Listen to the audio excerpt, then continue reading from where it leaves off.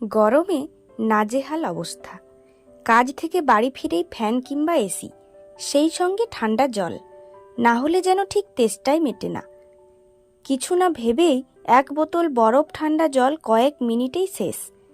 প্রচণ্ড গরমে এমনটা করলে অবশ্যই স্বস্তি মেলে, কিন্তু তা সাময়িক। কিছুক্ষণ পর আবার ঠান্ডা জল খেতে ইচ্ছে হয়। আর এই বারবার ঠান্ডা বরফ জল খাওয়া শরীরের পক্ষে কি আদৌ হিতকর? ঠিক কি কি সমস্যা হতে পারে অতিরিক্ত ঠান্ডা জল খেলে?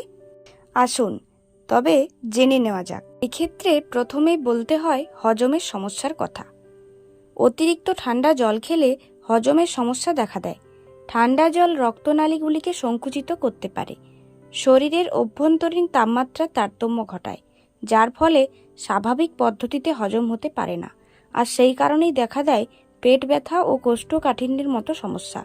সেই সঙ্গে জলের তাপমাত্রার সঙ্গে ভারসাম্য বজায় রাখতে গিয়ে ডিহাইড্রেশন হতে পারে। ফ্যাটের পরিপাকে বাধা দেওয়া।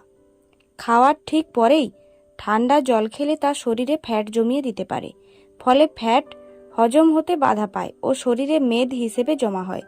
তবে শুধু ঠান্ডা জল নয়, খাওয়ার ঠিক পরেই জল খাওয়া উচিত নয়। অন্তত 30 মিনিট পর জল খান। গলার সংক্রমণ। অত্যন্ত ঠান্ডা জল পান করলে গলা ব্যথা ও নাক বন্ধ হওয়ার সম্ভাবনা বেড়ে যায়। ঠান্ডা জল পান, বিশেষ করে খাওয়ার পরে, শ্বাসনালীর মধ্যে অতিরিক্ত শ্লেষ্মা তৈরি করে এবং তা বিভিন্ন প্রদাহজনক সংক্রমণের সংস্পর্শে আসে। তাই যতটা সম্ভব ঠান্ডা বরফ জল পান না করার চেষ্টা করুন। হৃদস্পন্দন কমায়। ঠান্ডা জল হার্টের হার কমিয়ে দেয়। দশম ক্রেনিয়াল নার্ভ, যা শরীরে স্নায়ুতন্ত্রের গুরুত্বপূর্ণ একটি অঙ্গ।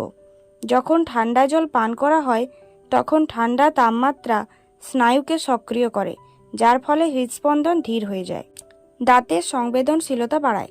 ঠান্ডা জল বেশি খাওয়া হলে দাঁতের সংবেদনশীলতা বাড়ে, ফলস্বরূপ খাওয়া ও চিবানো কঠিন হয়ে ওঠে। ঠান্ডা খাবার অত্যধিক খাওয়ার ফলে আমাদের দাঁতের এনামেলকে ক্ষয় করে দেয়। ওজন নিয়ন্ত্রণে বাধা। ঠান্ডা জল যেহেতু শরীরে সঞ্চিত চর্বি পোড়াতে বাধা দেয়, ফলে চর্বি শক্ত হয়ে যায়, তাই ওজন কমানোর প্রচেষ্টা বৃথা হয়।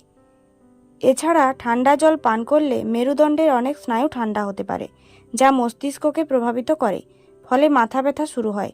যাদের মাইগ্রেন আছে তাদের ক্ষেত্রে এই সমস্যা বেশি হয়, এবং যারা সর্দি কাশির প্রতি বেশি সংবেদনশীল তাদের ক্ষেত্রে এই সমস্যা আরও তীব্র হয়।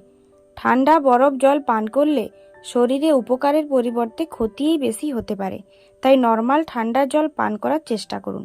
ফ্রিজের বরফ জল নয়, এতে আপনি সুস্থ থাকবেন।